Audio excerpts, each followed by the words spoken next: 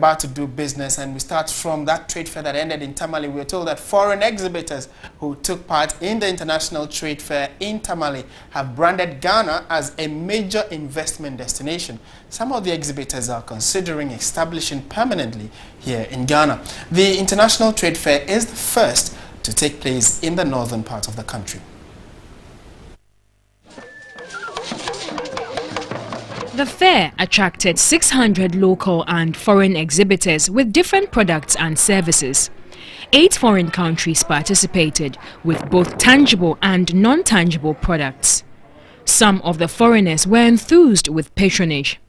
Malcolm Green arrived at the fair from South Africa with assorted drinks 4 days after the opening of the fair. South Africa and Ghana is ready and open to do business. Some of my colleagues brought different arts because they're from different regions of South Africa. So there's a lot of beautiful jewelry, there's a lot of beautiful art, there's a lot of wonderful pillowcases and covers. Then we have guys with engineering. They brought different engineering components for testing machines, etc., etc. Before 2 p.m. on his third day, he had almost run out of stock. So far, all the stock I brought, and we are only here now 3 days, I've sold 80% of my stock. So most probably by 1 o'clock today, I'll be sold out. So for me, the show's been excellent. And I think for a lot of our friends here, there's been a real positive response from the people of Ghana. He sees Ghana as a major investment point. We find that Ghana is going to be the future market for South African wines. So we are positioning ourselves to look at how do we establish and develop the wine industry in Africa, but using Ghana as a hub and looking at Ghana growing out into Nigeria. So one can have a bottling plant in Accra and create jobs with the people, the local people of Ghana. Maud Shuaib Saifi, an Indian, has never missed trade fairs in Ghana since 2008. They could not end their business experiences without the hospitality offered them in Tamale. It's been a wonderful experience.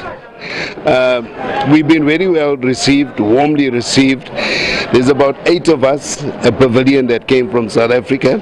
This be the beginning of a strong and bigger future, and then maybe South Africa can bring more companies to come to Ghana and experience business. Ahead of the next trade fair, they are already counting down months and finding out host locations. Their next finding for possible investment areas, SADA recommends the Comprehensive Agriculture and Business Investment Guide. So on the back of that successful trade fair in Tamale, we say Ghana is open for business, just like the President of Kenya, Uhuru Kenyatta, said that Kenya is open for business. I think intra-African trade is very vital. Let's keep that light burning. Let's turn our attention to other business stories now. And a cross-section of women in both the formal and informal sectors are lamenting that efforts to encourage women to play major roles in the economy are not enough. Ahead of the International Women's Day, which actually falls today, TV3 News interacted with some accomplished women to share their experiences.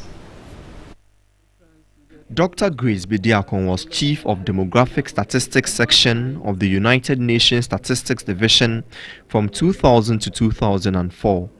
She also served as the government statistician from 2004 to 2012 and compiled and published the annual economic survey. She is of the view that parents must stop defining children into distinct gender roles, mostly to the disadvantage of the girl child.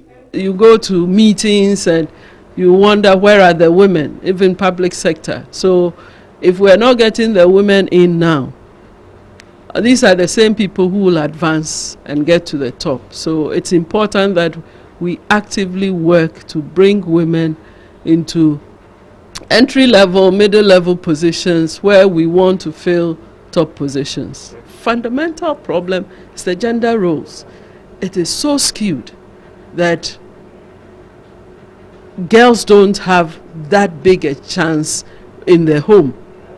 Elizabeth Okine is 80 years old and has been a trader since 1957. She currently sells potatoes at the Makwala market. According to her, women are generally disadvantaged by nature due to pregnancy and must work harder to be successful. Enye se na no bo ani tumo. She nho komi.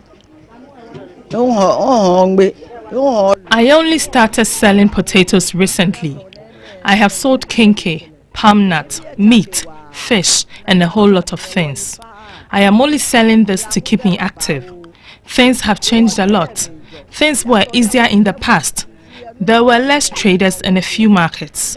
The population has increased since. Women suffer a lot more than men in trading. Apart from selling in the market, we have other responsibilities including conception and childbearing. That is why men are more successful. It's only by God's grace that we see some women who are also successful. International Women's Day is on March 8. It is meant to celebrate the social, economic, cultural and political achievements of women. The day will also mark a call to action for improving on gender parity.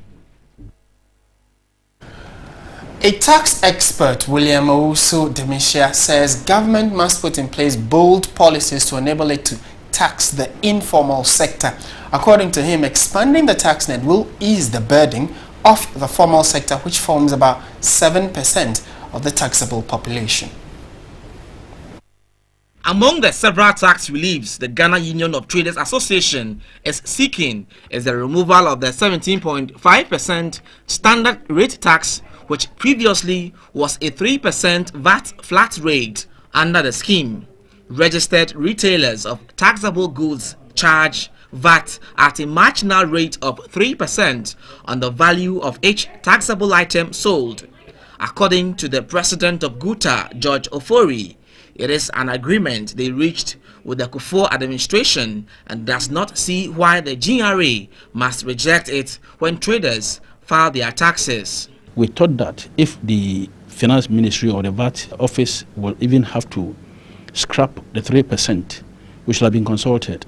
We are calling for immediate removal of that 7.5% and to be reverted back to the 3%. Tax expert William Owusu explained, under the old VAT Act of 1998, there was a flat rate scheme, but not so under the VAT Act of 2013.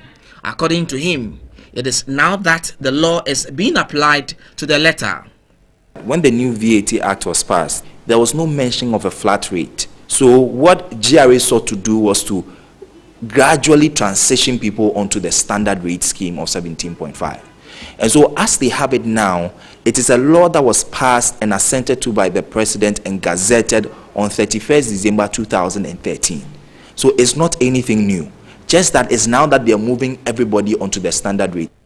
He, however, cautioned it is not necessarily the importer who pays for the increment, but the final consumer who does. It is not that importer who pays it. You pay it initially, but when you sell your items, you also charge VAT, and then you net it off. So it's not a cost to the importer. It is a cost to the final consumer, which invariably means the cost of the item would increase. All right, so that'll be it for Business on New Day. My name is Martin Esiedidate.